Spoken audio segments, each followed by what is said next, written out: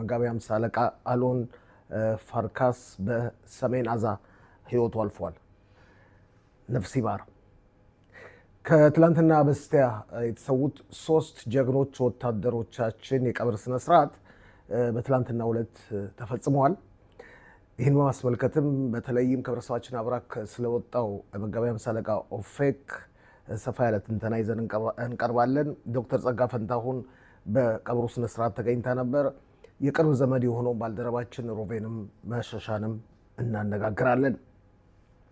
በአዛ የእስራኤል መከላከያ ማጥቃቱን እንደቀጠለ ነው።